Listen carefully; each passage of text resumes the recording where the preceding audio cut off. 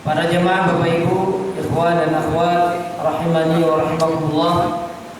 Alhamdulillah, kita bersyukur kepada Allah Jalla wa Ala atas setiap nikmat yang Allah berikan kepada kita.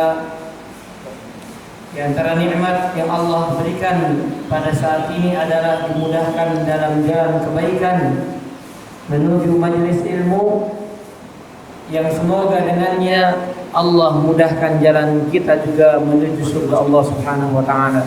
Amin ya rabbal alamin. Salawat dan salam semoga Allah sampaikan dan limpahkan kepada Nabi kita Muhammad sallallahu alaihi wa ala alihi wasallam. Bapak Ibu para jamaah rahimani wa rahimakumullah. Insyaallah kita akan melanjutkan dalam pembahasan kajian buku Rahasia Salat karya guru kami Syekh Malik yang disari atau diambil rangkumannya dari Al-Imam Ibnul Qayyim rahimahullahu taala. Terakhir kita bahas pembahasan mana Pak? Halaman berapa? Hah? Halaman berapa terakhir? Berapa? 35. Iftitah sudah ya. Iftitah sudah. Al-Fatihah sudah juga ya? Belum. Ketika membaca Al-Quran sudah? Sudah ya. Berarti kita masuk di halaman 41. Mulai masuk pada pembahasan pembacaan surat. Dan urutan surat pertama yang dibaca di dalam Al-Quran adalah Al-Fatihah. Jadi nanti sekaligus kita juga akan lanjutkan pembahasan kita dari tadabbur surat Al-Fatihah, ya, per kata dan per ayat. Baik, para jamaah azanillahu ya kemajma'in, sebagaimana sudah kita sampaikan di pertemuan sebelumnya, bahwa keadaan seorang hamba ketika membaca Al-Quranul Karim, maka seolah-olah dia berada di hadapan Allah Jalla wa'ala, membaca kalimat dan perkataan yang paling mulia, yang tidak ada kemuliaan yang mengalahkan kemuliaan kalamullah. Maka wal'iyadzubillah, ketika seorang itu tidak khusyuk, ketika seorang itu membaca kalamullah namun hatinya kemana-mana, na'udzubillahi min dzalik, kalau justru dengan sebab itu Allah murka kepadanya. Karena hal ini diambil dari contoh ketika kita berbicara dengan orang yang mulia, orang yang terhormat, pejabat. Ketika kita dipanggil berhadapan dengannya, diajak bicara olehnya, tapi kepala kita, mata kita malah menoleh ke sana kemari. Kira-kira apa gerangan yang akan dilakukan oleh raja tersebut? Apa gerangan yang akan dilakukan presiden tersebut? Oh, kalau menteri udah dipecat Pak ya. Tak ajak ngomong, matamu kok malah kemana-mana, kan begitu ya. Nah, udah langsung reshuffle tuh Pak. Ya, ganti menteri langsung.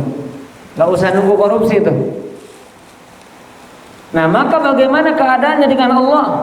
Yang mana Allah ahad man ukrim, ya, zat yang paling berhak dimuliakan. Allah zat yang paling berhak diagungkan. Allah zat yang paling berhak diingat. Lalu bagaimana ketika kita membaca kalamullah, justru kita kemana-mana pikirannya Pak. Nah, ini kita memohon kepada Allah, mudah-mudahan ilmu yang kita bahas ini bisa kita amalkan dalam kehidupan Pak ya. Bukan teori kemudian di dalam kajian oh iya ya, tapi nggak ada prakteknya, nggak ada usahanya, nggak ada mujahadahnya. Karena memang kalau dibilang 100% kita khusyuk nggak mungkin juga Pak. Pasti ada ngelamunnya, pasti ada kemana-mananya. Tapi yang Allah lihat apa? Usaha seorang hamba. Makanya di dalam kitab Riyadhus Shalihin Al-Imam An-Nawawi, beliau punya bab tersendiri adalah bab mujahadah, berjuang, berusaha. Dan itu tugas kita Pak. 100% nggak mungkin, tapi setidaknya mendekati. Coba Pak, siapa orang yang bisa istiqomah kemudian nggak belok kanan, nggak belok kiri, lurus terus? Kecuali Nabi, nggak ada Pak. Sekelas sahabat aja ada tergelincirnya. Apalagi kita yang jauh dari para sahabat. Tapi apakah sudah jujur perjuangan kita untuk meraih kekhusyuan dalam sholat? Contohnya saja ketika kita mulai takbiratul ihram, ketika kita memulai baca iftitah, ketika kita memulai baca isti'adah dan masuk ke dalam surat Al-Fatihah, bacaan Al-Quran yang kita baca dalam sholat kita. Adakah kita berusaha? Adakah kita memohon kepada Allah untuk bisa meraih kekhusyuan tersebut? Kalau yang penting sholat. Lalu apa bedanya kita yang ngaji dengan orang yang sekedar sholat tapi nggak pernah ngaji? Gitu. Sekedar sholat tetapi tidak pernah membahas hal ini. Tidak ada bedanya kalau begitu orang yang thalibul ilmi, pelajar yang suka menghadiri pengajian dengan orang awam pada umumnya. Maka seorang penuntut ilmu yang suka menghadiri pengajian-pengajian walaupun tidak khusus seperti para santri, para mahasiswa yang memperdalam ilmu agama, setidaknya jangan sama perilakunya, sikapnya dengan orang yang nggak ngaji sama sekali. Itu yang harus dibedakan, ya. Sebagaimana Allah mengatakan di dalam surat Al-Ankabut di ayat yang terakhir, walladzina jahadu fina. Nah, ini kuncinya Bapak Ibu sekalian. Walladzina jahadu fina lanahdiyannahum subulana. Dan orang-orang yang bersungguh-sungguh di dalam jalan kami, yang kasih petunjuk siapa, Pak? Allah, Pak. Tugas kita cuma berusaha. Yang kasih khusyuk siapa? Allah. Tugas kita bagaimana meraih khusyuk. Nggak bisa Pak, kita yang menentukan, nggak bisa. Ya, makanya kata Allah di dalam surat At-Takwir, wa ma tasyauna, di ayat yang terakhir, wa ma tasyauna illa ayyasha Allahu rabbul alamin. Tidaklah kalian berkehendak kecuali kehendak kalian pun diatur oleh kehendak siapa? Allah Rabbul Alamin. Jadi kita berkehendak, kita pengen khusyuk, tapi selama ini ya Bapak kalau ditanya, Pak pengen kasih khusyuk? Pengen. Tapi Allah menghendaki nggak? Belum. Kenapa? Nah, di antara PR-nya kenapa Allah nggak kasih itu? Karena mungkin kita nggak jujur, karena kita nggak berusaha. Ya, ini di antara usaha kita adalah mengkajinya. Kemudian nanti dalam kehidupan, dalam prakteknya adalah mengupayakan kekhusyuan itu dalam sholat kita. Ya, di antaranya adalah konsentrasi dan lain sebagainya. Baik. Kita masuk dalam pembahasan keadaan hamba ketika membaca surat Al-Fatihah.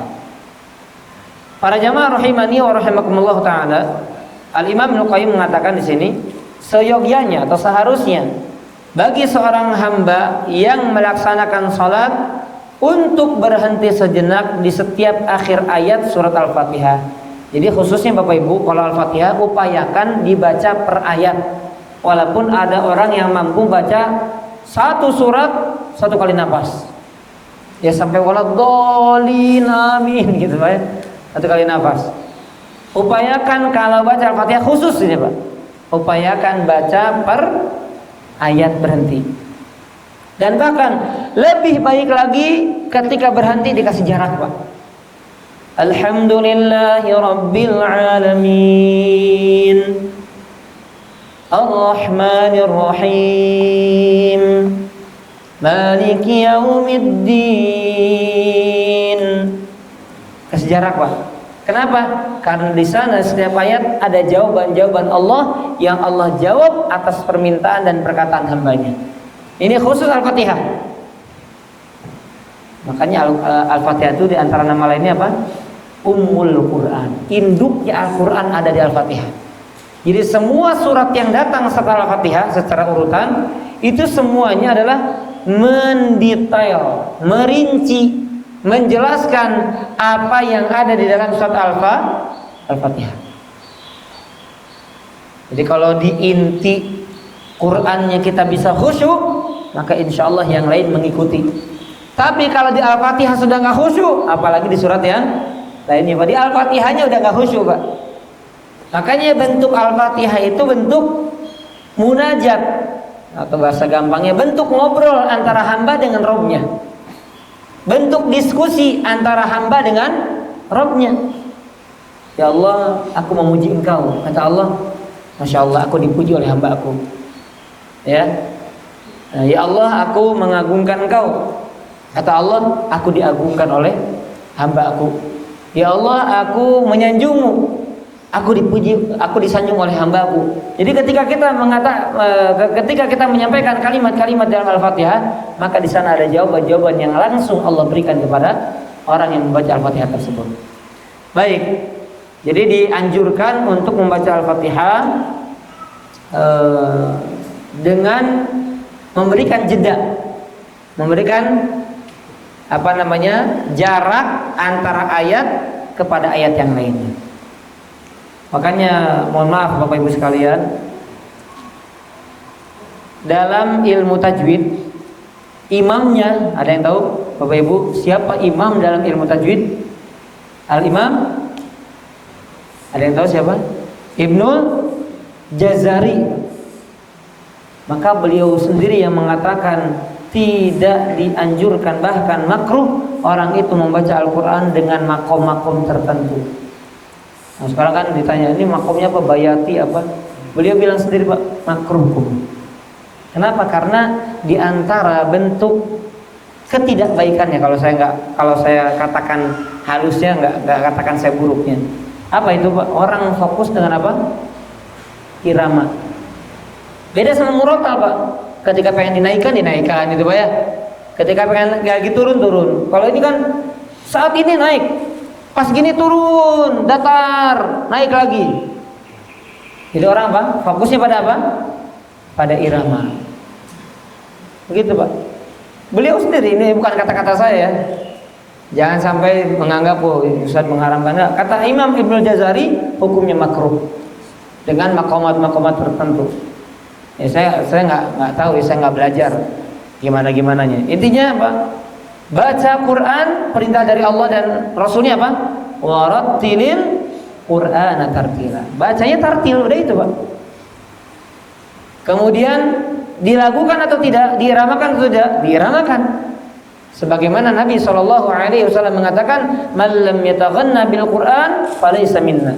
Barang siapa yang tidak melakukan Al-Quran bukan golongan kami. Jadi kalau kita mampu, ya silakan. Tapi jangan dipaksakan gitu, Pak. Jangan dipaksakan harus ada kaidah begini, apalagi nanti diambilnya dari wallahu alam ya, saya pernah dengar, bukan pernah baca. Irama-irama tertentu itu diambilnya dari apa? Do, re, mi dan lain-lain. Nah, intinya dari musik-musik malah, Pak. Cuma kemudian diserap, dimasukkan ke dalam lagu-lagu Al-Qur'anul Karim.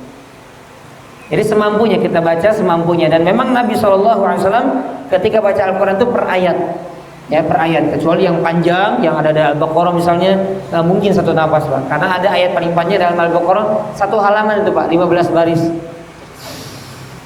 Wah, pas di tengah-tengah udah pingsan, Pak. Wah, pingsan sudah kalau kita nggak kuat ya. Baik, jadi ini diupayakan membaca Al-Fatihah per ayatnya, di stop dan diberikan jeda. Baik, apa hikmahnya? Lihat, hingga ini hikmahnya, seakan ia mendengar jawaban Robnya. Nah di sini berarti apa, Pak? Menghadirkan sifat apa, Bapak Ibu? Ihsan. Bukan sekedar seolah-olah kita melihat Allah, tapi seolah-olah kita bicara sama Allah, Allah bicara sama kita. Itu ihsan. Dan ini derajat yang paling tinggi di dalam agama Islam, iman, ihsan.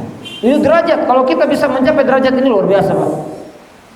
Kita akan masuk dalam golongan orang-orang yang dicintai Allah. Karena Allah mengatakan, Innallaha yuhibbul muhsinin. Sesungguhnya Allah cinta kepada orang-orang yang muhsin. Kalau Islam orangnya muslim, iman orangnya mukmin, ihsan orangnya apa? Muhsin. Dan Allah cinta kepada orang-orang yang muhsin. Baik, jadi seolah-olah kita mendengar jawaban Allah ketika kita mengucapkan Alhamdulillahi Rabbil Alamin. Apa kata Allah? Hamidani abdi. Hamba-Aku telah menyanjung, telah memujiku. Ar-Rahmanir Rahim. Asna alayya abdi. Hamba-Aku menyanjungku. Maliki yaumiddin. Apa kata Allah Subhanahu wa taala? Majadani abdi. Hamba-Ku mengagungkanku. Jadi seolah-olah kita dengar itu, Pak. Dan itu Pak, istisyar namanya, menghadirkan perasaan seolah-olah kita dengar Allah menjawab itu. Nggak apa-apa, memang kita nggak bakal dengar Pak, nggak bakal Allah bisik-bisik ke kita, nggak bakal itu Pak. Tapi seolah-olah, karena kata Nabi kalimat ihsan tadi, ka'annaka tara fa illam takun tara fa innahu yara. Seolah-olah engkau melihat Allah. Kalau engkau tidak sanggup, tidak bisa melihat Allah, maka Dia Allah yang Maha melihat kamu. Kita mendengar seolah-olah mendengar Allah, tapi kita nggak mendengar kalimat Allah, tapi yakin kalau Allah mendengar kita. Ya, baik. Nah, tadi sudah kita jelaskan ya, ketika ucapan alhamdulillahirrahmanirrahim, hamba memujiku, Ar-Rahmanir-Rahim, hambaku menyanjungnya karena nasta'in, dan hanya kepada Engkau kami memohon pertolongan. Apa yang terjadi di sini? Perhatikan para jemaah. Hendaknya ia menunggu Rabbnya berkata, hadza baini wa baina 'abdi wa li 'abdi ma sa'al. Jadi ketika seorang hamba baca iyyaka na'budu wa iyyaka nasta'in, Pak, ini setengah-setengah, Pak. Ya, ini untukku dan untuk hambaku. Mana, Pak? Yang untuk Allah yang mana? Yang untuk Allah yang mana? Iyyaka na'budu. Itu hak Allah. Apa hak Allah di sini? Diibadahi, disembah. Wa iyyaka nasta'in, dan hanya kepadamu kami mohon pertolongan. Hak siapa itu? Hak hamba. Apa hak hamba di sini? Meminta. Diibadahi hak Allah. Meminta hak siapa? Hak hamba. Makanya kata Allah tadi, hadza baini wa baina 'abdi. Ini antara aku dengan hambaku. Wali 'abdi ma sa'al, dan untuk hambaku apa yang dia minta. Maksudnya apa? Aku akan mengabulkan apapun yang dia minta dariku. Wali 'abdi ma sa'al. Untuk hambaku aku akan ijabah apa-apa yang dia minta. Ya, jadi setengah-setengah itu ya, hak Allah dan hak hambanya. Baik, para jamaah azan ya Allah yakum ajmain. Setelah membaca ayat terakhir dari surat Al-Fatihah, yaitu kalimat ihdinas siratal mustaqim. Ini ya. Siratal ladzina an'amta 'alaihim ghairil maghdubi 'alaihim waladdallin. Tunjukkan kami ya Allah jalan yang lurus, jalan orang-orang yang Engkau beri nikmat atas mereka, bukan jalan-jalan yang dimurkai atas mereka, dan bukan jalan orang-orang yang tersesat. Apa yang terjadi di sini para jamaah? Perhatikan, seyogianya hamba tersebut menunggu Rabbnya menjawab. Jadi kita ngomong, kita sampaikan kalimat Allah yang Allah ajarkan langsung, dan Allah yang menjawab. Apa kata Allah? Hadza li 'abdi wa li 'abdi ma sa'al. Ini untukku, dan apa yang diminta hambaku akan diberikan. Ya, hal ini mengisyaratkan kepada hadis. Nah, ini hadis ya, hadisnya panjang. Apa yang kita kaji itu hadisnya, ya. Itu bunyi hadisnya. Maka para jemaah azan Allah yang majmain, perhatikan ya. Terutama memang jawab, maka dihadirkan perasaan ini. Khusus di dalam Al-Fatihah. Ini diantara keutamaan dan keunggulan surat Al-Fatihah. Makanya ketika Nabi SAW pernah berkata kepada salah satu sahabatnya, "Lau u'allimuka afdal surah fil Quran." Sungguh aku akan ajarkan kepada kamu surat yang paling agung dalam Al-Quran, yang mana surat ini tidak pernah turun dalam Taurat, tidak pernah turun di dalam Injil. Jadi kalau surat-surat lain bisa jadi ada yang serupa, tapi kalau Al-Fatihah tidak pernah turun kecuali dalam Al-Quran. Maka kemudian sahabat dia mengingatkan Nabi, wahai Nabi, sebagaimana engkau katakan, engkau akan mengajarkan kepada aku surat yang paling agung. Maka kemudian Nabi mengatakan, baca alhamdulillahirabbil alamin seterusnya. Ya, surat Al-Fatihah adalah surat yang paling agung yang ada dalam Al-Quranul Karim. Maka tidak pantas, Pak, bagi kita seorang muslim nggak paham kandungan Al-Fatihah, nggak pantas, Pak. Mungkin surat-surat lain yang asing, yang panjang, kita belum sempat. Tapi Al-Fatihah sebagai pembuka, sebagai salah satu rukun sholat yang kita baca setiap hari, nggak paham, maka keterlaluan, Pak. Ya Bapak Ibu, kalau orang nggak paham, padahal dia sholat, kemudian bertahun-tahun, puluhan tahun, nggak paham Al-Fatihah, maka ini sebuah kelalaian yang ada pada kehidupannya.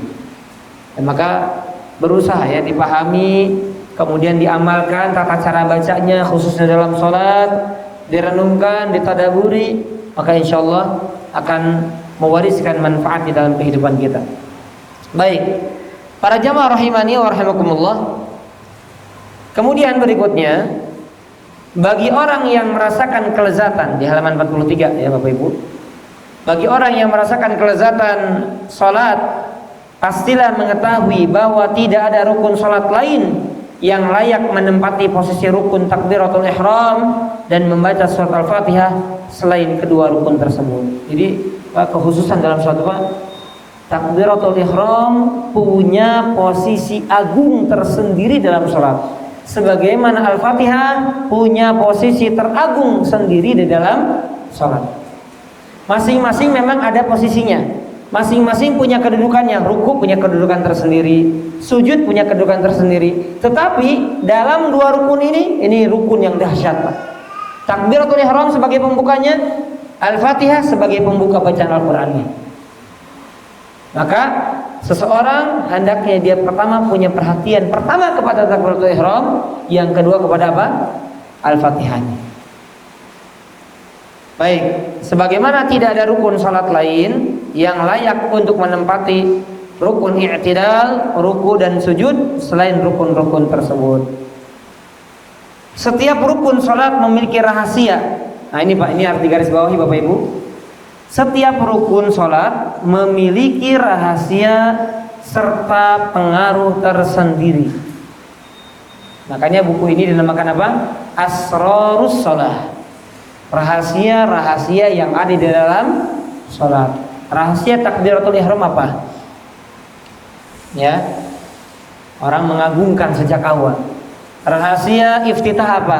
Orang bikin muqaddimah, Pak. Orang mau kajian, kita mau kajian Pak, muqaddimah dulu kan Pak? Nggak tiba-tiba Bapak Ibu buka 45, enggak, muqaddimah dulu. Alhamdulillah, nahmaduhu dan seterusnya. Nah demikian sholat Pak, muqaddimah dulu. Untuk apa hikmahnya? Apa rahasianya? Agar doa-doa yang dipanjatkan dikabulkan. Kenapa? Karena isinya secara umum iftitah itu adalah apa? Pujian. Nah orang kalau minta doa minta sama Allah, maka diawali dengan apa? Pujian dan sanjungan. Isti'adzah apa kemarin? Coba kita murojaah dulu, evaluasi dulu. Bacaan a'udzubillahi minasyaitonirrajim. Apa hikmahnya kemarin? Rahasianya apa? Meminta perlindungan. Kenapa? Karena kita nggak sanggup Pak. Karena syaitan itu akan lebih bersemangat menggoda manusia ketika dia dalam keadaan apa? Justru ketika dia sholat Pak. Kalau dia tidur dan main-main, itu setan kalem Pak. Nyantai itu Pak setan. Tapi kalau manusia sudah berdiri mau sholat, itu Pak. Makanya ketika azan syaitan lari, terbirit-birit sampai terkentut-kentut, itu bahasa hadisnya. Walahum durat, sampai terkentut-kentut Pak, lari. Ketika berhenti adanya, mereka keluar lagi. Qomat, lari lagi. Setelah qomat, baru ketika sholat mulai Pak. Lewat kanan, lewat kiri. Ya kalau bahasa kita ngalelewe gitu Pak. Ayo, gitu Pak ya. Nah itu Pak, itu setan Pak. Karena tahu hamba itu ketika sholat, dia berada di maqam, di kedudukan yang tinggi. Setan tahu ketika seorang hamba sholat, dia akan menghadap kepada Rabbul Alamin. Maka saat itu mereka bersemangat untuk menggoda manusia. Itu rahasianya. Al-Fatihah ini sebagai pembuka. Ya, dia membaca Al-Qur'an, kemudian ada permohonan di dalamnya, ada sanjungan di dalamnya. Baik, masing-masing mempunyai nilai ibadah yang tidak terdapat pada rukun lainnya. Setiap ayat di dalam surat Al-Fatihah memiliki nilai ubudiyah tersendiri. Nah, perhatikan di sini ya. Di dalam firman-Nya, segala puji bagi Allah Rabb seluruh alam. Engkau akan mendapati dalam kalimat ini makna isbat. Nah ini rahasianya Bapak Ibu. Rahasia dalam kalimat Alhamdulillahirabbil alamin apa? Isbat. Apa itu? Penetapan kesempurnaan Allah. Penetapan kesempurnaan Allah. Jadi isbat, kita menetapkan bahwasanya Allah itu maha sempurna. Baik dalam sifat, perbuatan maupun namanya, Allah maha sempurna. Jadi ketika kita mengucapkan Alhamdulillahi Rabbil Alamin. Berarti saat itu kita sedang menetapkan apa tadi? Kesempurnaan Allah, baik dalam sifat, perbuatan maupun namanya. Jadi bukan sekadar pujian, alhamdulillah ya Allah, aku memuji Engkau ya Allah. Enggak. Di sini pujian di sini intinya apa? Menetapkan akan kesempurnaan Allah. Maka yang sempurnalah yang wajib dan berhak dipuji. Betul atau tidak? Zat yang maha sempurnalah yang berhak dipuji. Makanya kalimatnya alhamdulillah. Segala puji milik Allah. Kita berhak dipuji nggak Bapak Ibu? Kalau ada orang merasa berhak dipuji nggak tahu diri Pak. Nggak tahu diri Pak? Dia nggak tahu. Dia nggak sadar kalau dia adalah makhluk yang penuh dengan apa? Kekurangan dan jauh dari kata sempurna. Sedangkan Allah maha sempurna dan tidak punya kekurangan. Makanya Allah yang berhak dipuji. Allah yang berhak dipuji. Bahkan ketika kita mendapatkan pujian, siapa yang dipuji Pak? Siapa yang dipuji hakikatnya? Allah Pak. Kita misalnya melakukan sesuatu dipuji sama manusia, apa yang dianjurkan kita ucapkan? Apa Pak? Masya Allah. Kita katakan apa? Masya Allah. Jadi Allah yang dipuji bukan saya. Gitu Pak. Jadi kita dipuji sama orang, maka kita ucapkan apa? Masya Allah. Bukan orang yang mujinya bilang Masya Allah. Ini pernah dikritik oleh seorang syekh. Jadi kalau kita melihat orang, anak dan lain-lain, itu bukan Masya Allah lucu, Masya Allah HP-nya bagus, Masya Allah rumah antum bagus juga nih. Bukan. Tapi yang benar apa? Didoakan barakallahu fiik. Ya, doakan barakallahu fiik. Nah dia Pak atau kita misalnya Allah berikan kelebihan, usahanya lancar, Allah karuniakan anak, Allah karuniakan pasangan, karuniakan tempat tinggal, baru kita memuji Allah dengan ucapan apa? Masya Allah. Jadi gitu Pak. Kita kalau mendapatkan kebaikan dalam diri kita ucapkan Masya Allah. Kita kalau melihat orang lain mendapatkan kebaikan, katakan apa? Barakallahu fiik. Agar tidak timbul apa? Penyakit ain. Dan dijauhkan dari sifat hasad dan dengki. Ya. Baik, nah lihat dalam kalimat alhamdulillahi rabbil alamin, karena Allah yang maha sempurna, maka Allah lah yang berhak dipuji. Berikutnya sekaligus tanzih. Jadi bukan hanya itsbat penetapan, tetapi juga makna di dalamnya adalah tanzih. Apa itu tanzih? Yaitu maknanya mensucikan. Mensucikan Allah dari segala aib dan keburukan, baik dalam sifat, perbuatan maupun dalam namanya. Ya, tadi kita singgung Allah penuh dengan kesempurnaan dan Allah tidak punya kekurangan. Berarti karena kita menyadari dan meyakini Allah pernah ada yang berhak dipuji. Karena sikap tanzih, mensucikan Allah dari apa? Dari kekurangan-kekurangan yang disandarkan manusia-manusia yang tidak bertanggung jawab, disandarkan kepada Allah. Di antaranya apa? Ketika mereka punya keyakinan Allah punya anak, Allah punya orang tua, Allah trinitas dan seterusnya. Kemudian Allah tidak adil, Allah zalim. Kenapa Allah begini? Kenapa Allah begitu? Maka dalam ucapan alhamdulillahi rabbil alamin, di dalamnya terkandung apa? Menetapkan Allah sempurna dan tanzih, membersihkan, membantah dari kekurangan-kekurangan yang disandarkan kepada Allah Subhanahu wa taala. Dia maha terpuji dalam perbuatan, sifat dan namanya, suci dari segala aib dan kekurangan dalam perbuatan, sifat dan namanya. Makanya para jamaah azani Allah ya kemajuan, lihat ya. Banyak sekali kalau kita bahas alhamdulillahirabbil alamin, ini panjang, bisa satu kajian sendiri, Pak. Nah, di antaranya Bapak Ibu sekalian, ada seorang, saya lupa sahabat atau ulama, dia diuji oleh Allah. Dia diuji oleh Allah, ditimpa musibah dalam hidupnya. Maka apa yang dia katakan? Alhamdulillah. Kenapa Pak? Kenapa orang itu dianjurkan mengucapkan Alhamdulillah ketika diuji oleh Allah? Hah? Ada kaitan sama ini Pak? Ada kaitan dengan apa yang dibahas. Kenapa? Kenapa ketika diuji justru kita mengucapkan Alhamdulillah? Kenapa? Karena ada rahasia Allah. Apa rahasianya? Apa rahasianya? Kenapa Pak? Karena orang itu harus yakin dan sadar Allah nggak mungkin berbuat zalim kepada hambanya. Jadi katakan apa? Alhamdulillah. Allah tetap terpuji Pak, sekalipun kita diuji sama Allah. Tapi Allah nggak mungkin berbuat zalim sama hambanya, nggak mungkin. Maka kemudian dia mengatakan apa? Pasti ini ulah dari dosaku.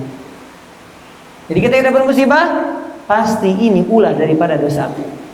Sedangkan Allah berhak terpuji dalam segala keadaan. Masya Allah itu Pak. Jadi nggak ada tuh, ya Allah kenapa? Wah ini orang bahlul Pak. Maaf Bapak Ibu, ya Allah kenapa? Apa salah saya Allah? Astagfirullahaladzim Pak. Udah nggak sadar dia Pak. Salah saya apa? Udah jelas manusia adalah manusia yang banyak salah. Kullu bani Adam khata. Setiap anak Adam banyak salah. Nanya lagi sama Allah, apa salah saya? Subhanallah ya. Baik. Nah inilah kenapa seorang itu tetap memuji Allah dalam segala kondisi. Sedang diuji, maka dia memuji Allah. Diberikan nikmat, dia memuji Allah. Kenapa? Karena Allah berhak terpuji dalam segala kondisi yang kita alami, dalam segala keadaan yang kita hadapi. Baik, semua perbuatannya mengandung hikmah, rahmat, maslahat dan keadilan. Nah ini Pak, lihat ya, ditekankan di sini. Semua perbuatan Allah pasti mengandung hikmah. Ada rahasia tadi kata Bapak ya. Kemudian mengandung rahmat, ada kasih sayang Allah di situ. Nah, bentuk rahmatnya apa? Tadi Pak Bapak sebutkan tadi Pak ya. Apa itu? Di balik musibah ada pengampunan dosa. Di balik musibah ada pengangkatan derajat. Kan begitu? Di balik musibah barangkali Allah menghendaki kita diberi hidayah. Kalau nggak dapat musibah dia nggak sadar. Tapi karena dapat musibah, justru Allah ingin menyadarkan dia. Coba Pak, betapa banyak orang yang dimudahkan jalan-jalannya sama Allah urusan dunia, nggak sadar-sadar kalau dia selama ini lalai, nggak sadar-sadar selama ini dia berani ninggalin sholat, betul atau tidak? Sama Allah diuji Pak, dijatuhkan Pak. Tetapi apa? Karena Allah ingin mengangkat derajat dia. Akhirnya dia kembali kepada Allah dengan datang ke rumah-rumah Allah, dengan menghadiri majelis-majelis yang diridhoi Allah, dengan datang ke teman-teman yang Allah ridhoi. Itu Pak ya. Jadi Allah pasti ketika menetapkan sesuatu ada hikmahnya, ada bentuk kasih sayangnya, ada maslahat kebaikannya, dan ada keadilan di dalamnya. Tidak sedikit pun perbuatannya yang keluar dari semua aspek tersebut. Semua sifatnya sempurna lagi mulia, namanya baik seluruhnya. Ini kandungan secara umum dari surah Al-Fatihah. Baik, Bapak Ibu sekalian, azan ya Allah ya kumajma'in.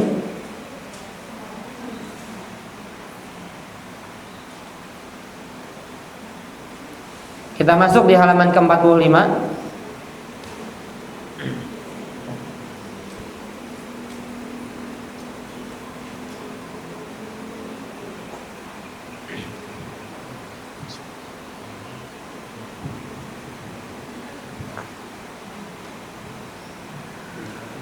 Kandungan makna alhamdulillah. Nah ini karena tadinya kita akan kaji satu persatu ya, kita sudah masuk kemarin. Tapi kita bahas dulu apa yang ada di dalam kitab ini. Kandungan makna alhamdulillah. Jadi apa yang disyarah Bapak Ibu, apa yang kami syarah, yang perlu tambahkan silahkan dicatat. Ya boleh ditambahkan di bukunya. Cakupan makna alhamdulillah, segala puji bagi Allah, meliputi seluruh kehidupan dunia dan akhirat, memenuhi langit dan bumi beserta apa yang ada di antara keduanya. dan yang ada pada keduanya. Jadi yang ada di antara keduanya maksudnya antara langit dan bumi, dan yang ada pada keduanya yaitu pada yang ada di langit dan yang ada di bumi. Seluruh alam mengucapkan alhamdulillah. Nah, ini kabar Pak. Jadi bukan hanya lisan-lisan manusia saja yang mengucapkan alhamdulillah, bahkan seluruh alam semesta ini mengucapkan alhamdulillah.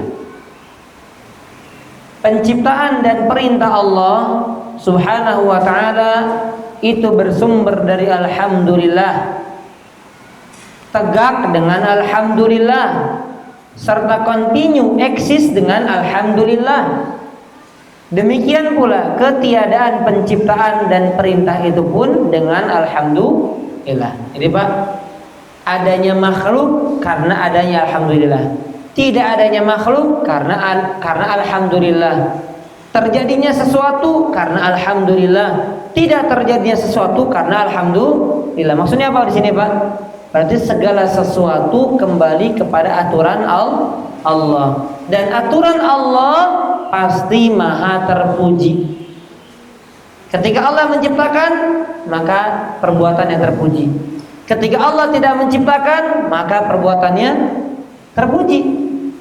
Ketika Allah menimpakan musibah, perbuatannya terpuji. Ketika Allah mengangkat musibah, perbuatannya terpuji.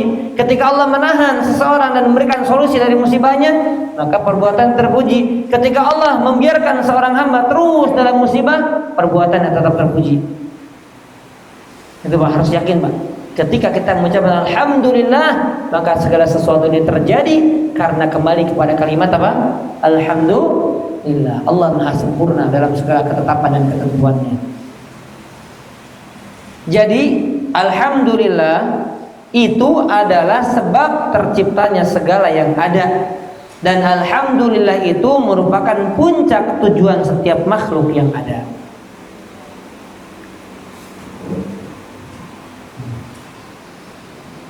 Baik, segala yang ada menjadi saksi dengan sebab alhamdulillah. Diutusnya para rasulnya adalah dengan sebab alhamdulillah. Diturunkannya kitab-kitabnya juga dengan sebab alhamdulillah. Nah Pak, ya, lihat kalimat berikutnya. Begitu pula dimasukkannya seorang hamba itu karena alhamdulillah. Demikian pula orang dimasukkan ke dalam neraka itu dengan sebab alhamdulillah. Bukan kita ngatawain Pak, biasa kan alhamdulillah itu bersyukur Pak ya. Orang masuk neraka alhamdulillah. Enggak, maksudnya apa Pak? Ketika segelintir manusia dimasukkan ke dalam surga, berarti karena memang Allah tahu mereka layak masuk ke dalam surga. Dan ketika segelintir manusia, segelintir golongan dimasukkan ke dalam neraka, berarti Allah pun tahu mereka berhak masuk ke dalam neraka. Jadi Allah tetap terpuji sekalipun Allah masukkan sebagian manusia ke dalam neraka. Dan Allah maha terpuji ketika Allah memasukkan sebagian hambanya ke dalam surga. Jadi nggak ada Pak, Allah lepas dari pujian, tidak ada sama sekali. Segala sesuatu yang ada pada Allah, yang ada di sisi Allah, yang ditetapkan Allah, maka segala sesuatunya terpuji. Baik, Allah Subhanahu wa ta'ala tidaklah ditaati melainkan dengan alhamdulillah. Demikian pula Dia tidak didurhakai melainkan dengan alhamdulillah. Tiada satupun daun yang jatuh dari dahannya melainkan dengan sebab alhamdulillah, dan seterusnya ya. Dialah Allah yang dipuji karena zat-Nya, meskipun seluruh hamba tidak memujinya. Baik, para jamaah azani Allah ya majma'in, perlu kita perhatikan ya, saya rangkum sampai halaman 47 awal. Jadi Bapak Ibu sekalian, ketika seorang hamba mengucapkan alhamdulillah, sebetulnya sejatinya Allah itu sedang memuji dirinya sendiri. Cuma apa? Cuma lewat lisan hambanya. Bisa dipahami Bapak Ibu? Jadi misalnya kita Pak, ucapan apa? Alhamdulillah. Itu sejati yang gerakin lisan kita siapa? Allah. Dan sebetulnya Allah sedang memuji dirinya sendiri, tetapi melalui lisan hambanya. Jawabannya kenapa? Kenapa demikian Pak? Kenapa bukan kita yang muji Pak? Tetapi Allah maksudkan dia sedang memuji dirinya sendiri melalui lisan-lisan hambanya mengucapkan alhamdulillah. Kenapa tidak dikatakan kita memuji Allah dan tidak ada kaitan itu dengan Allah memuji diri sendiri? Ada yang tahu Pak? Apa alasannya? Apa alasannya Allah memuji diri sendiri Pak? Dan lisan-lisan hamba hanya sebagai penyambung bahwa Allah yang memuji dirinya sendiri. Sebab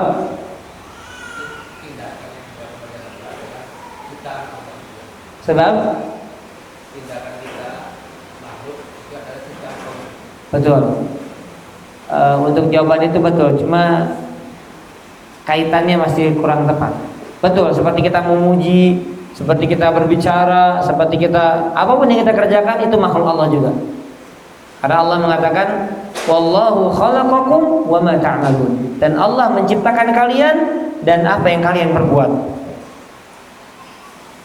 Ya, dan apa yang kalian perbuat. Jadi maksiat dan dosa ciptaan Allah atau bukan? Hah? Ciptaan Allah juga semuanya Pak. Cuma Allah nggak bisa disalahkan. Kenapa? Karena Allah memberikan pilihan. Kan saya kasih pilihan. Kenapa milih maksiat? Nggak milih taat. Nah, jadi kenapa maksudnya? Pertanyaannya adalah kenapa kita tidak dikatakan kita muji Allah? Udah full murni kita muji Allah tanpa dikaitkan. Ternyata ketika kita memuji Allah, Allah sedang memuji diri sendiri lewat pujian kita. Kenapa tidak dikaitkan? Kenapa dikaitkan gitu Pak? Kenapa? Menunjukkan kekuasaannya. Hampir itu Pak. Nah ini lebih mendekati. Ada yang jawab karena Allah nggak butuh pujian hambanya. Betul itu. Ya sebetulnya semuanya betul, cuma kaitannya lebih dekat Pak. Karena Pak, pujian kita tidak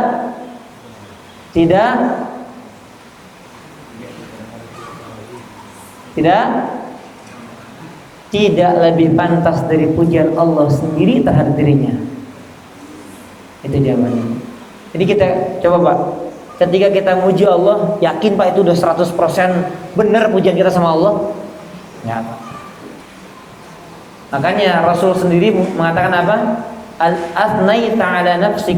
Wahai Allah, aku memohon kepadamu, menyanjungmu sebagaimana sanjungan yang engkau sanjung atas dirimu sendiri. Itu Pak. Jadi ya kita bicara realita aja nih Pak. Benar kita muji Allah Pak. Benar kita muji Allah gitu Pak. Dan wujud merealisasikan muji Allah benar nggak? Udah benar nggak? Enggak Pak. Kadang cuma lisan aja, betul nggak Pak? Nggak dalam hati, nggak dalam perbuatan, betul nggak Pak? Tapi kalau Allah memuji diri sendiri sudah sempurna Pak. Karena Allah sendiri yang tahu tentang dirinya. Itu Pak.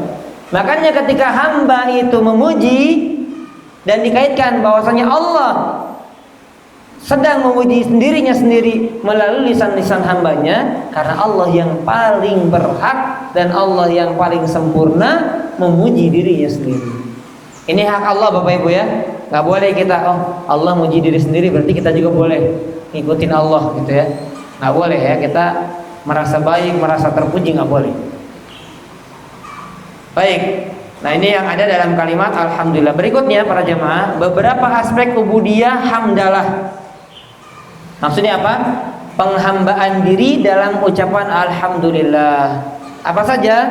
Yang pertama, seorang hamba hendaknya mengetahui pujiannya kepada Rabb-nya merupakan nikmat darinya yang membuat dia berhak dipuji karenanya. Seorang hamba hendaknya mengetahui pujiannya kepada Allah merupakan nikmat dari Allah. Jadi ketika kita bisa memuji Allah Pak, itu nikmat dari Allah. Makanya tidak sedikit para ulama membahas begini Pak. Tidak sedikit di antara para ulama membahas apa kalimatnya? Ketika kita bersyukur kepada Allah, maka syukur yang sudah kita wujudkan itu butuh syukur yang lainnya. Bisa dipahami? Ketika kita bersyukur, Pak, misalnya kita dikasih nikmat nih, Pak, sehat, bersyukur kita kepada Allah. Maka saat kita bersyukur, syukurnya kita butuh kepada syukur yang lainnya. Ada yang paham maksudnya? Maksudnya apa itu? Ada yang paham, Pak? Ketika kita bersyukur sama Allah karena dikasih nikmat, maka syukur yang hadir tadi, Pak, itu butuh syukur yang lainnya. Apa maksudnya? Karena yang menunjukkan hamba tersebut bisa bersyukur siapa? Allah. Jadi begini, Pak, alhamdulillah. Dan kemudian kita mengatakan alhamdulillah karena saya sudah mengucapkan alhamdulillah. Alhamdulillah karena saya sudah mengucapkan alhamdulillah. Dan alhamdulillah karena saya sudah mengucapkan alhamdulillah terus begitu, Pak. Tiada henti pujian untuk Allah Subhanahu wa taala. Begitu, Pak. Jadi ketika seorang hamba bisa bersyukur, Pak, maka dia wajib bersyukur karena dia bisa bersyukur. Dan dia mensyukuri karena dia bisa bersyukur atas syukur yang pertama yang dia syukuri. Terus begitu, Pak. Itu ada pembahasan tersendiri dan tazkiyatun nufus.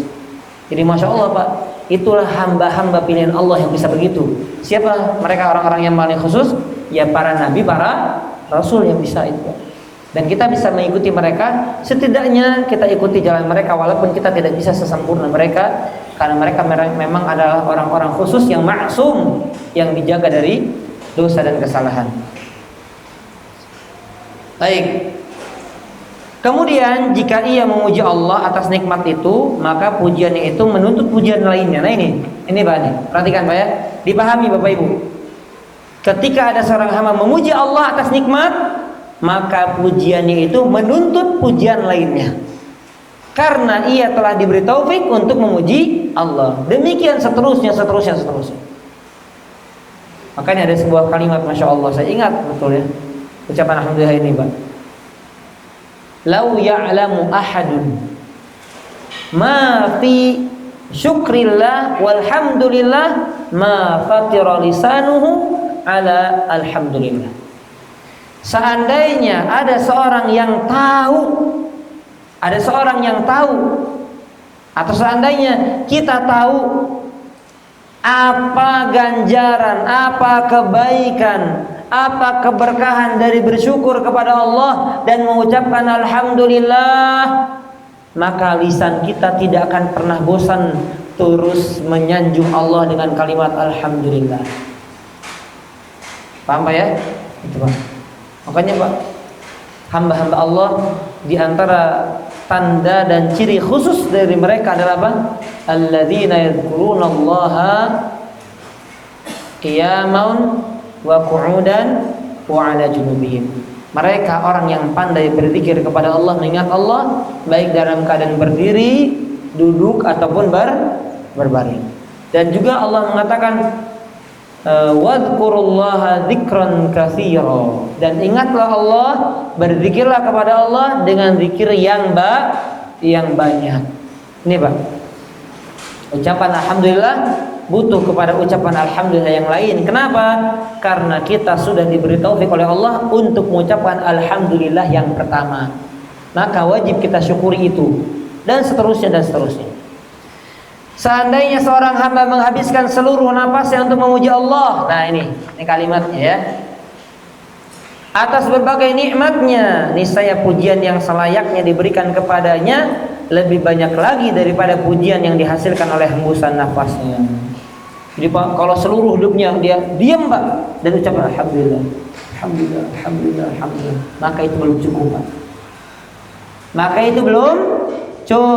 Apalagi kita banyak kurangnya mengucapkan alhamdulillah. Banyak yang ngeluhnya, Pak, manusia, Pak, daripada apa? Memujinya. Baik. Dan tidak satupun manusia yang dapat menghitung keseluruhan pujian kepadanya. Itu yang pertama, ya. Itu aspek ubudiyah dalam alhamdulillah. Yang kedua, apa aspek ubudiyah yang ada dalam alhamdulillah? Pengakuan hamba atas kelemahannya untuk dapat memanjatkan pujian. Saat seorang hamba memuji Allah, maka Rabb-nya lah yang berhak untuk mendapatkan pujian atas pujian yang dipanjatkannya itu. Karena dialah sesungguhnya yang mengalirkan pujian itu melalui lisan dan hati hambanya. Kalau bukan karena Allah, niscaya tak akan ada seorang pun yang mendapatkan petunjuk untuk memanjatkan pujian kepadanya. Kami ulangi ya, yang pertama, terjemah kesimpulannya, aspek ubudiyah, penghambaan diri dalam ucapan alhamdulillah, bahwa ketika seorang hamba itu memuji Allah, maka itu merupakan nikmat dari Allah. Itu yang pertama. Yang kedua, sehebat apapun kita memuji, tetap pujian kita kepada Allah itu masih lemah. Pengakuan atas kelemahan itu bentuk ibadah, Bapak Ibu. Sama seperti kita beribadah kepada Allah dengan kita mengaku akan dosa-dosa kita. Ketika kita mengakui dosa-dosa kita, itu bentuk ibadah tersendiri. Dan mengakui akan dosa-dosa kita. Yang ketiga, merealisasikan kandungan dari makna alhamdulillah dalam semua peri kehidupan, baik secara lahir maupun batin, baik dalam perihal yang disukainya ataupun dibencinya, bahkan dalam segala peri kehidupan seluruh makhluk yang taat maupun yang durhaka, di langit maupun di bumi. Ya. Jadi yang ketiga ini, Pak, secara batin kita senantiasa mengucapkan alhamdulillah, bersyukur kepada Allah. Dan secara zahir kita banyak dengan lisan kita ini memuji Allah, terutama ucapan alhamdulillah. Dan kalimat alhamdulillah termasuk zikir yang paling afdal, Pak. Apa kata Nabi SAW? Di antara kalimat yang paling afdal dalam zikir adalah apa? Subhanallah walhamdulillah wa la ilaha illallah wallahu akbar. Dan kata Nabi SAW,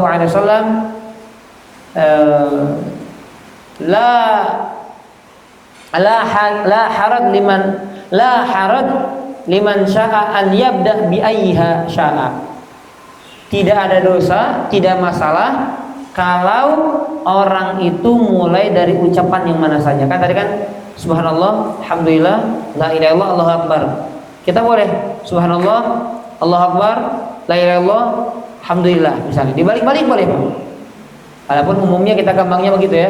Subhanallah, walhamdulillah, wa la ilaha illallah, wallahu akbar.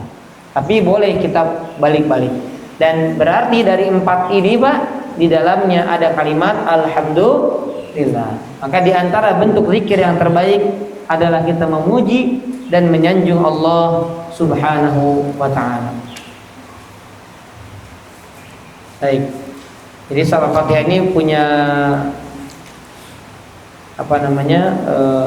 pembahasan tersendiri ya oleh Imam Nuqayyim. Jadi kami cukupkan dengan buku ini insyaallah. Apa yang biasanya kami tulis di papan tulis ya, kita cukupkan dengan ini, dan kalau ada tambahan kita tambahkan. Baik, para jamaah azani Allah ya yakum ajmain.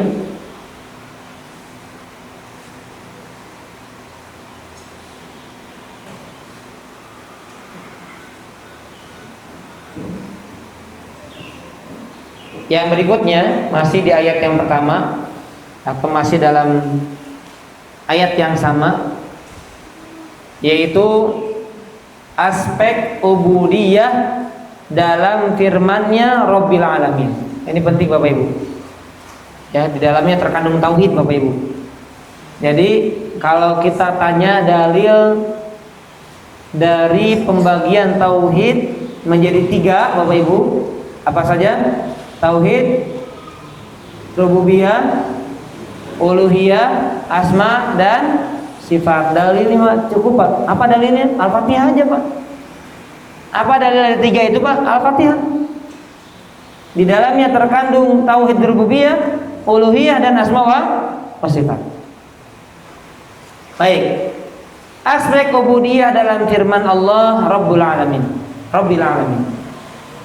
Adapun ucapan seorang hamba Rabbil Alamin setelah mengucapkan alhamdulillah, salah satu makna ubudiyahnya adalah kesaksian atas keesaan Allah dalam sifat rububiyahnya, mengakui, memberikan kesaksian atas keesaan Allah dalam sifat rububiyahnya. Apa rububiyah Bapak Ibu? Jangan sama dengan orang awam Bapak Ibu ya, harus tahu, harus bisa bedakan antara rububiyah, uluhiyah dan asma wa sifat. Apa rububiyah itu? Ambil aja dari kata Rob Bapak Ibu. Rob, apa artinya Rob? Yang mengatur seluruh alam. Mengatur itu nama atau perbuatan? Mengatur nama atau perbuatan? Kan ada imbuhannya, mengatur. Berarti apa? Perbuatan. Dijawab Bapak Ibu ya. Perbuatan. Perbuatan itu ada dua, perbuatan hamba dan perbuatan Allah. Nah, maka Rabbul Alamin, perbuatan siapa di sini? Perbuatan Allah. Yang mengatur alam. Perbuatan siapa yang mengatur alam? Allah. Berarti Bapak Ibu gampangnya begitu. Rabbul Alamin yang mengatur alam. Berarti rububiyah artinya adalah mengesahkan Allah dalam perbuatan-perbuatannya. Itu aja Pak, ingat ya Pak. Rububiyah, ingat Rabbul Alamin. Artinya apa Rabbul Alamin? Mengatur. Mengatur adalah perbuatan. Berarti rububiyah kita mengesahkan Allah dalam semua perbuatan-perbuatan Allah. Apa maksud dari mengesahkan Allah dalam semua perbuatan-perbuatan Allah? Yaitu kita tidak boleh meyakini ada makhluk atau ada selain Allah yang mampu berbuat dengan perbuatan yang khusus bagi Allah. Itu rububiyah Bapak Ibu. Sekali lagi saya ulangi. Yang dimaksud rububiyah adalah, kan di sini kan kesaksian atas keesaan Allah dalam sifat rububiyah. Apa sih rububiyah Ustaz? Rububiyah itu pengaturan. Coba Pak, ada nggak Pak yang ngatur alam semesta ini selain Allah? Nggak ada yang mampu Pak. Kenapa? Karena memang mengatur itu sifat khusus bagi Allah. Maka demikian pula dengan semua perbuatan-perbuatan yang khusus bagi Allah, tidak boleh kita meyakini ada selain Allah yang mampu berbuat sama dengan perbuatan yang diperbuat oleh Allah. Seperti apa? Menurunkan hujan, mengijabah doa, mengabulkan permintaan, memberikan syafaat, memasukkan ke dalam surga, memasukkan ke dalam neraka, menetapkan takdir, tahu perkara yang gaib. Itu semuanya perbuatan-perbuatan yang khusus bagi Allah. Maka kalau ada selain Allah mengaku bisa, itu syirik. Ada orang ngaku bisa turunin hujan, ada orang ngaku bisa mengetahui perkara yang gaib, ada orang ngaku bisa ngasih syafaat, ada orang ngaku bisa ngabulin, mengijabah doa, padahal semua itu perbuatan-perbuatan yang khusus bagi Allah. Ini Pak yang dimaksud tauhid rububiyah. Nah, maka itu diambil kesimpulannya dari kalimat alhamdulillahi rabbil alamin. Kita mengakui Allah itu Maha Esa dalam perbuatan-perbuatan yang khusus bagi Allah, terutama pengaturan alam ini. Baik, selain sebagai Rabb dan pencipta alam semesta, pemberi rizki dan pengatur seluruh alam semesta, Dia yang mengadakan dan melenyapkan alam semesta. Dia juga satu-satunya Rabb alam semesta yang berhak diibadahi, satu-satunya Rabb yang layak dimintai perlindungan dan pertolongan dari segala bencana dan cobaan. Jadi Pak, Bapak Ibu, kesimpulannya, Alhamdulillahirabbil alamin itu terkandung di dalamnya dua jenis tauhid. Pertama yang paling kelihatan rububiyah. Saya tulis mungkin ya Bapak Ibu biar makin paham. Perhatikan Bapak Ibu sekalian. Dalam kalimat Rabbul Alamin ya.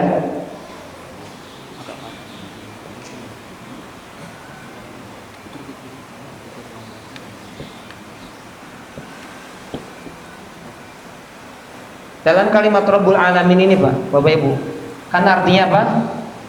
Rabb atau pengatur apa? Alam semesta. Apa arti alam semesta itu? Apa arti alam semesta? Seluruh makhluk Bapak Ibu. Seluruh makhluk, manusia alam, jin alam, batu-batu alam, semuanya alam, langit alam, surga alam, semuanya alam. Intinya alamin itu sesuatu selain Allah. Pokoknya segala sesuatu selain Allah itu alam. Termasuk arasy-Nya Allah adalah alam. Arasy-Nya Allah itu alam. Malaikat Allah adalah alam. Siapa lagi Pak? Utusan-utusan Allah alam, semuanya alam. Selain Allah adalah alam. Maka yang mengatur adalah Rabb, yaitu Allah Subhanahu wa taala. Ya. Nah, perhatikan. Dari kata ini maka terkandung dua jenis tauhid. Pertama tadi apa? Rububiyah. Apa rububiyah tadi?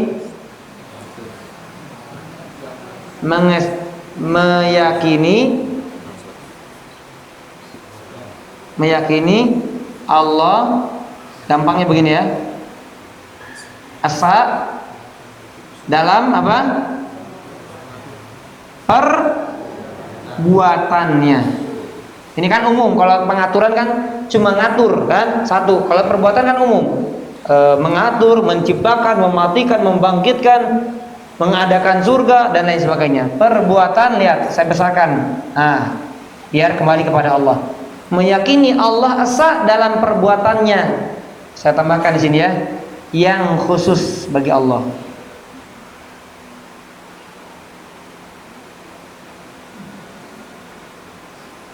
Ini utamanya Bapak Ibu. Aspek ubudiyah dalam kalimat alhamdulillahirabbil alamin mewariskan kepada diri kita bahwa kita mengakui hanya Allah yang Maha Esa dalam perbuatannya. Kan kita dituntut sama Allah, qul huwallahu ahad. Nah, di antaranya apa? Allah ahad dalam rububiyahnya. Nah, dari sini muncul yang kedua. Dari sini Bapak Ibu. Ketika kita, saya berikan mukadimah dulu. Ketika kita meyakini bahwa semua yang mengatur alam semesta ini Allah, betul atau tidak? Meyakini atau tidak? Yang menurunkan hujan siapa? Yang kalimat sederhana aja ya. Kemudian yang mematikan manusia siapa? Yang mengatur wanita dengan suaminya, berhubungan suami istri, kemudian lahir mengandung seorang anak, siapa yang menentukannya? Bisa nggak dokter Bapak Ibu? Datang ke dokter, dok saya pengen hamil. Bisa nggak dokter yang menentukan? Nggak bisa. Walaupun kepada ahlinya, kalau Allah belum menentukan, bisa atau tidak? Tidak. Bahkan sekalipun, maaf, ada orang yang promil bayi tabung, digabungkan antara apa? Itulah pokoknya digabungkan antara saya dan dia, laki-laki dan perempuan, yang bayi tabung. Kalau Allah berkehendak, jadi. Kalau tidak, jadi atau tidak? Tidak. Semuanya Allah yang menentukan. Nah, maka Bapak Ibu, ini kan kita sedang berbicara perbuatan-perbuatan Allah ini. Nah, kalau kita meyakini ini, maka apakah pantas ada Tuhan lain yang berhak disembah selain Allah? Pantas atau tidak? Tidak. Maka muncullah tauhid uluhiyah. Jadi Bapak Ibu, sebentar saya jelaskan nanti. Jadi dari kalimat alhamdulillahirabbil alamin saja ini sudah mengajarkan kepada kita dua tauhid. Pertama, kita mengakui Allah yang mengatur alam semesta, semua diatur oleh Allah. Ketetapan, takdir dan lain sebagainya.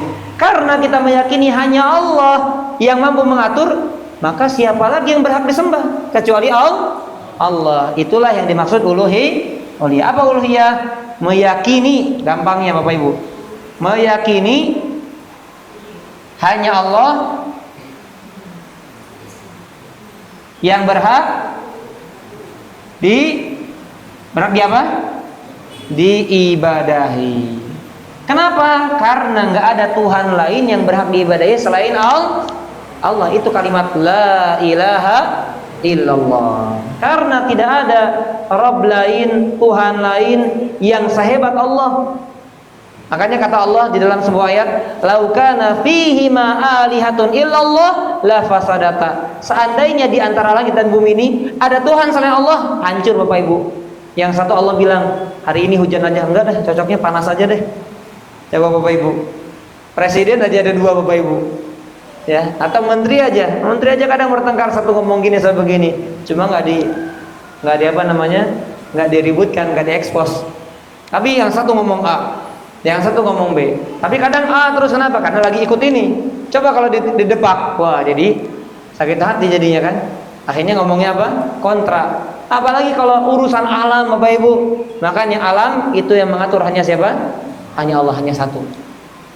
Nah, maka disinilah kemudian kita meyakini hanya Allah yang berhak diibadahi. Semua bentuk ibadah Bapak Ibu. Nah, disinilah Bapak Ibu orang-orang yang jatuh dalam kesyirikan dalam hal ini.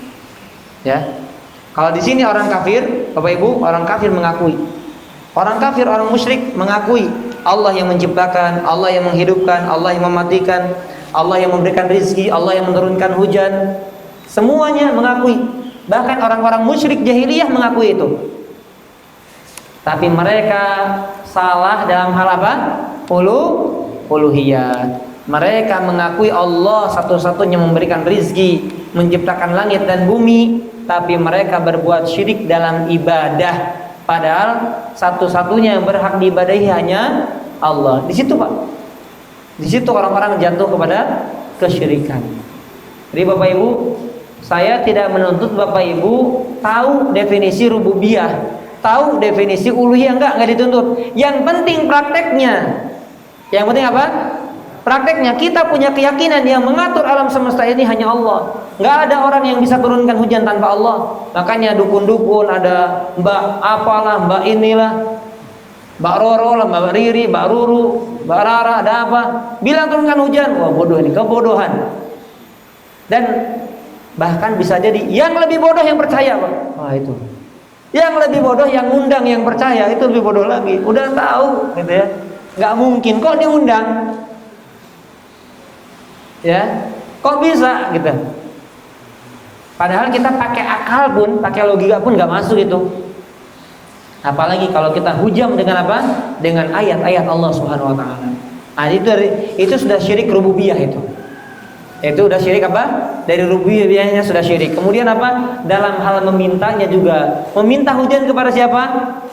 Kepada Allah. Memintakan doa. Betul atau tidak? Meminta adalah doa. Doa adalah ibadah. Ibadah hanya berhak ditujukan kepada Allah. Malah kita minta kepada selain Allah. Jadi syiriknya dua. Dalam rububiyah syirik, dalam uluhiyah syirik. Bahaya itu. Wallahu a'la wa a'lam bissawab. Baik Bapak Ibu sekalian, barangkali ada yang ingin tanyakan sampai materi ini, kami persilakan terlebih dahulu tanya jawab.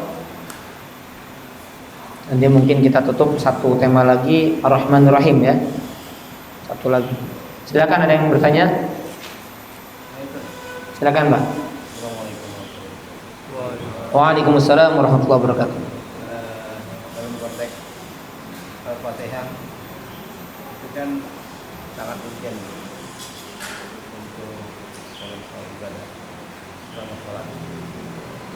Saya ingin tanyakan, kita banyak temukan di masyarakat itu bacaan-bacaannya yang baik maksudnya maupun tajwidnya itu katakanlah berantakan, nggak pas. Nah, bagaimana cara hukum kesaham dari sholat itu? Iya. Yang kedua, karena sholat yang syir di buku itu kan saya juga menemukan imam cepat sekali membaca, sementara bahasa Al-Quran itu tafsir. Nah, apakah ini juga bisa menjadi kesalahan besar juga dalam sholat? Sehingga kita seperti dikejar-kejar. Nah, ini kan sangat merasa nggak nyaman gitu. Nah, apa yang kita sikapi dalam hal ini di sholat sir maupun apakah kita harus memparit sebagainya? Ya. Baik. Pertanyaan pertama dari Bapak itu. Bagaimana menyikapi imam yang ketika jahar ya bacaannya dikeraskan, kemudian kita menyadari makhrajnya misalnya nggak benar, ya, atau tajwidnya tidak benar, tidak tepat. Maka kalau bacaan Al-Fatihah itu rusaknya rusak parah, yang bisa merubah makna, misalnya Pak, salah satu yang bisa merubah makna Pak, contohnya aja Pak, ketika kita mengucapkan iyyaka na'budu tapi nggak ditasdid Pak, itu batalin aja sudah Pak, pisah sendiri. Misalnya gini Pak, iyyaka na'budu wa iyyaka nasta'in, itu udah syirik Pak kalau artinya Pak. Iyyaka itu artinya cahaya, jadi kami menyembah cahaya dan kami minta pertolongan kepada cahaya, sampai gitu Pak.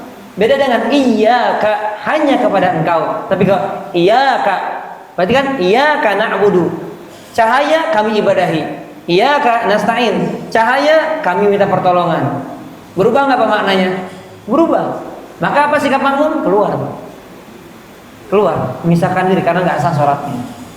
Ya, itu yang pertama. Kemudian yang makanya dalam hal imam itu Pak, pertama DKM juga bertanggung jawab memilih imam siapa. Ya, kemudian orang harus sadar diri Pak, ketika dia tidak merasa lebih baik, maka dia harus tunjuk orang yang lebih baik. Yang kedua, masalah bacaan ketika kita sir. Nah ini saya sebetulnya tadi mau saya singgung Bapak. Bapak Ibu, ketika kita bacaan sir, termasuk baca Al-Fatihah, itu berhenti Pak. Jangan begini, rata-rata saya yakin Bapak Ibu, karena saya dan kita semuanya pengalaman. Tapi Allah alam, apakah masih atau tidak, itu pertanyaannya. Kalau saya, ya sebelum tahu hukumnya baca. Maaf Pak, ya kalau saya keraskan ya Pak ya, tapi anggap ini sir. Alhamdulillahirrahmanirrahim, arrahmanirrahim, maliki yaumiddin, iyyaka na'budu. Betul nggak Pak? Jadi artinya apa? Tidak ada jeda. Maksudnya jeda begini Pak. Yang namanya berhenti ayat, yang namanya waqaf itu Bapak Ibu, yaitu apa? Kita tarik nafas. Alhamdulillahirabbil alamin. Berarti apa? Buang nafas, tarik nafas lagi, baru itu dinamakan apa? Waqaf. Maka kalau kita bacaan sir, alhamdulillah, walaupun kita kuat dan dikasih jeda, alhamdulillahirabbil arrahmanirrahim, maliki yaumiddin, tapi nggak dibuang dulu nafasnya, itu jadinya hukumnya salah Pak. Apa itu? Saktah, berhenti sejenak tanpa membuang nafas. Kayak sama kallabal rona, kan begitu dalam soal mutaffifin itu Pak, atau dalam soal al-qiyamah waqila man raqa. Nah kita alhamdulillahirabbil alamin, arrahmanirrahim, maliki yaum. Kelihatan buang nafas ya Pak? Enggak kan? Itu salah Pak. Itu salah dalam cara waqaf, walaupun tidak merubah makna, tapi tartilnya tidak dapat. Karena yang namanya waqaf berhenti itu Pak. Alhamdulillahirabbil alamin, arrahmanirrahim, walaupun cepat, alhamdulillahirabbil alamin, arrahmanirrahim, maliki yaumiddin. Nah, itu baru waqaf namanya. Nah, kesalahan kebanyakan kita saya yakin baca Al-Fatihah dan surat lain blas, karena memang nggak dinadakan Pak, jadi nggak butuh nafas panjang. Di situ kemudian kita salah. Benar nggak Pak? Benar kita salatnya masih begitu? Nah, gitu. Tapi nggak nafas Pak, nggak dibuang nafasnya. Nah, maka sejak sekarang Pak rubah, karena kita sudah dapat ilmu. Ilmu yang paling penting adalah dipraktekkan, diamalkan, bukan sekedar teori, bukan. Alhamdulillahirrahmanirrahim, arrahmanirrahim. Walaupun cepat, ya cepat itu kan bicara ritme. Yang penting tetap tartil gitu Pak. Ada yang paling cepat, ada yang sedang, ada yang lambat. Silakan selama tidak merubah makna, tidak merusak tajwid, itu silakan. Begitu Pak ya. Nah, maka tadi yang Bapak tanyakan, apakah kita harus munfarid? Kalau tahu imamnya misalnya cepat-cepat, ya silakan, nggak apa-apa Pak. Lebih baik sholat sendiri daripada berjamaah tapi rusak sholat kita. Nah, maka pilihan lainnya apa? Ya kalau ada masjid lebih baik ya. Kalau di sini kan enak Pak ya. Maka ya alhamdulillah. Tapi kalau misalnya saya pernah tanya ke salah satu ustaz, waduh, ini imamnya bukan parah lagi, harus diruqyah kata dia.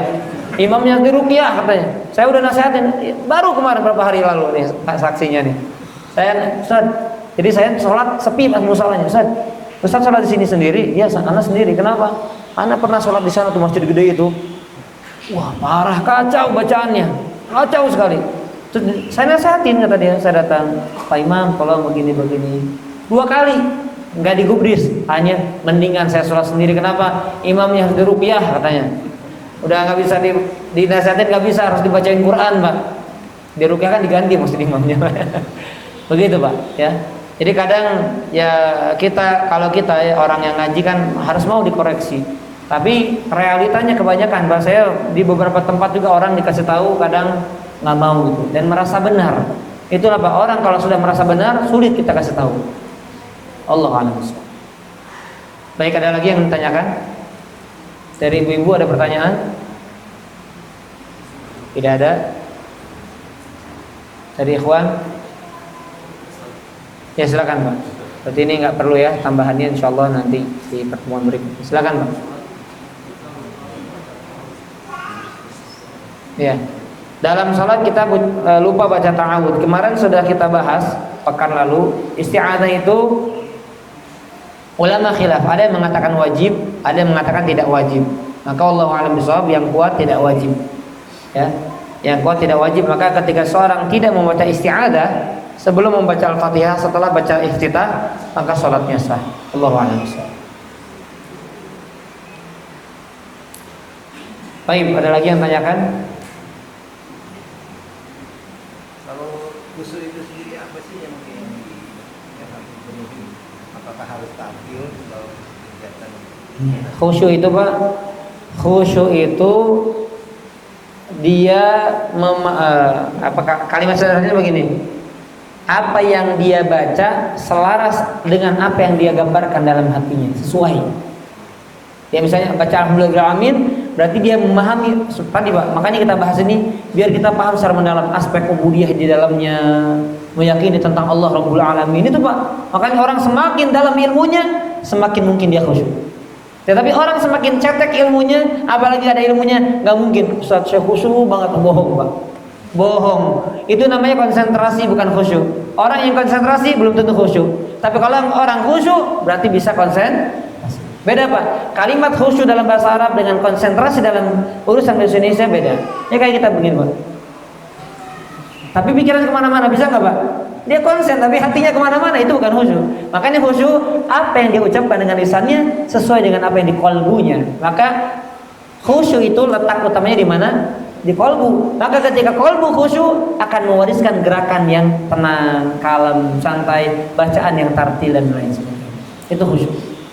Ya jadi ya memang berat Pak, berat, tapi kan kita tugasnya apa? Berjuang, berusaha, minta sama Allah, minta hidayah, minta taufik kepada Allah Subhanahu Wa Taala. Di antaranya juga adalah bermodalkan ilmu, karena kata Allah, katakan wahai Muhammad, qul hal yastawil ladzina ya'lamun wal ladzina la ya'lamun. Katakan wahai Muhammad, apakah sama orang berilmu dengan orang tidak berilmu? Nggak mungkin sama Pak. Orang yang mengkaji kita sama-sama dengan orang awam nggak akan sama Pak.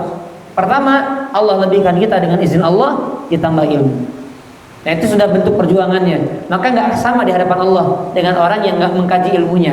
Dia cuma ya Allah berikan khusyuk, ya Allah gimana khusyuk, saya pengen khusyuk, tapi nggak belajar, nggak akan sama. Makanya patokannya apa? Ilmu sebelum berbuat dan berucap. Gitu Pak ya. Allahu a'lam bishawab. Demikian mungkin para jemaah yang bisa disampaikan. Terima kasih atas kehadirannya, mudah-mudahan bermanfaat. Dan razaqanallahu wa iyyakum al-khusyu' fi shalah wa fil ibadah. Semoga Allah karuniakan kepada kami dan kepada Bapak Ibu sekalian khusyuk dalam setiap ibadah kita, dan semoga semua amal ibadah kita menjadi ibadah yang memberatkan timbangan amal saleh kita kelak pada hari kiamat, diterima Allah Subhanahu wa taala. Amin ya rabbal alamin. Subhanakallahumma bihamdika asyhadu an la ilaha illa anta astaghfiruka wa atubu ilaik. Wa sallallahu ala nabiyyina Muhammadin wa ala alihi wa sahbihi wasallam. Assalamualaikum warahmatullahi wabarakatuh. Yang rutin